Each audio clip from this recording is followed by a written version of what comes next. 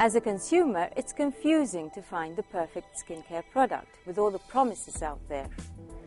How do you know which product is just hope in a jar or a product that has real, serious ingredients to give you real results? With me is Dr. Des Fernandes, a world-renowned plastic surgeon and also a world-leading skincare expert. So Des, hope in a jar, or is there creams that do have scientifically proven ingredients to see real results? Well, we've got good news and bad news. The bad news is that generally it's hope in a jar. And there's nothing out there that's going to make a substantial difference to your skin within a day or week or 3 weeks. But the good news is that we've got extremely effective ingredients that we can put into creams that will make changes over 3 weeks to 3 months to 6 months, and even up to 18 months. And I'll tell you that the extremely surprising news is that after all this research work, the gold standard for rejuvenation of skin remains vitamin A. There's no cream that should claim itself as a skincare product if it doesn't have vitamin A in it. And you can look at the product and straight away decide whether or not this is the product for you. Because if it's in a little glass jar, you're wasting your time. The vitamin A won't be effective. The antioxidants won't work. What you need is something that is an airless dispenser, something that looks almost like a toothpaste tube, maybe, or maybe an elegant airless dispenser bottle. Those are the type of containers that we need to preserve the activity of vitamin A and the antioxidants. Lots of products feature antioxidants. What is the role of antioxidants? Well, antioxidants are very important. They're probably the sort of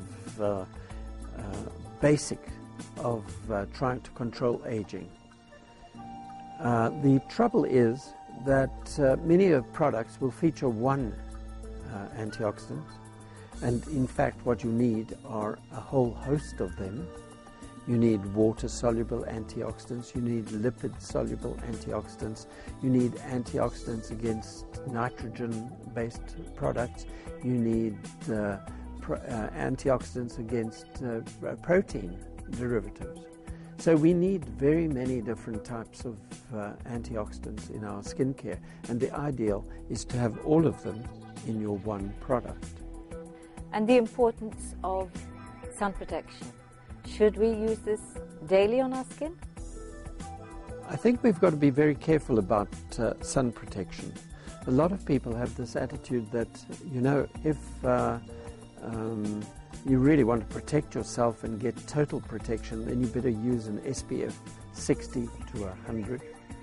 And they're totally wrong, because you see, the level that gives us total protection from UVB is SPF 15, and the research work was done as long time ago as the 1980s, when the prestigious Professor Kligman did his research work, and what he found in checking for skin cancer is that if you use an SPF of 2, you virtually halve the incidence of skin cancer.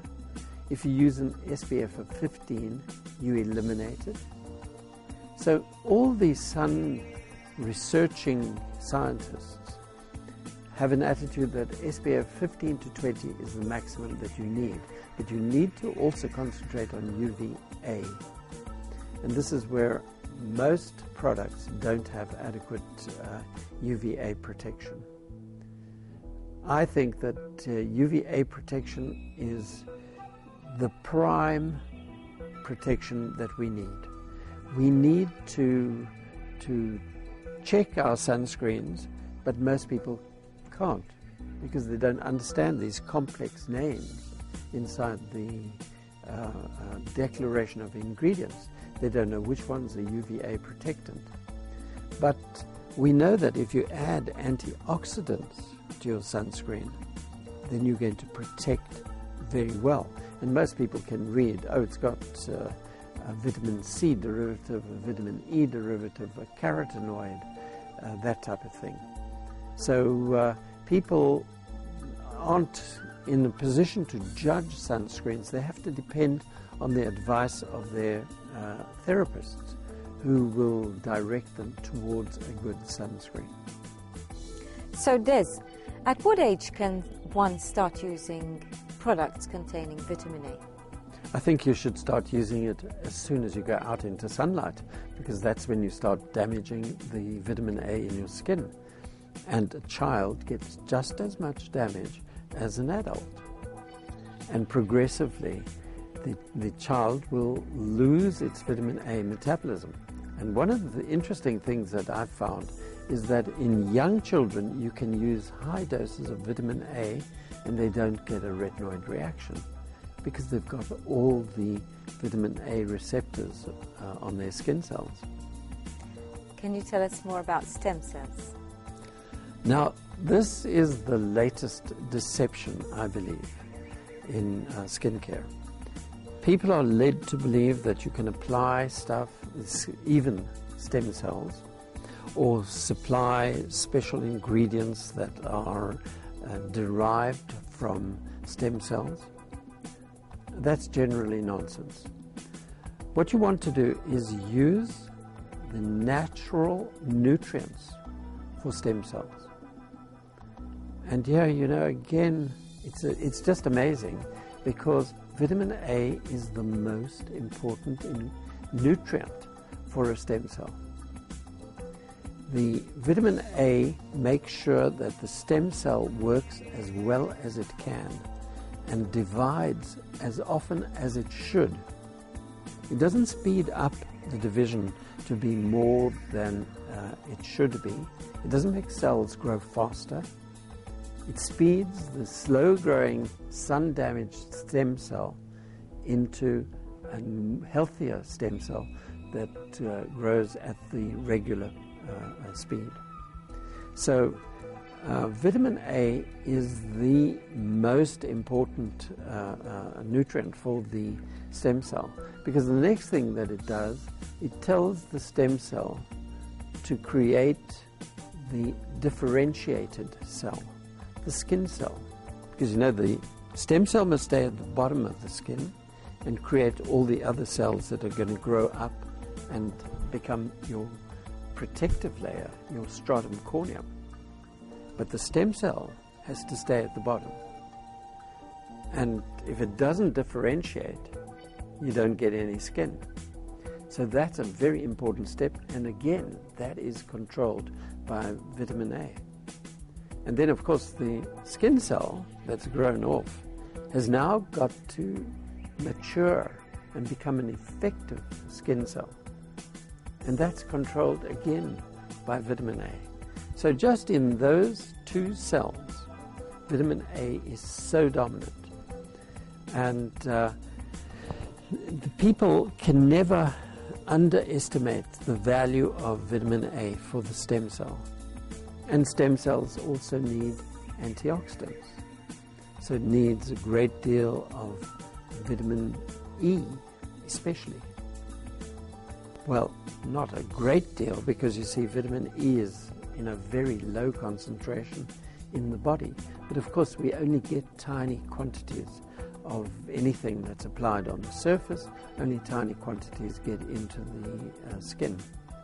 But vitamin E, vitamin C, the antioxidants, the carotenoids, lutein, lycopene, beta-carotene, these are all important to keep that stem cell healthy.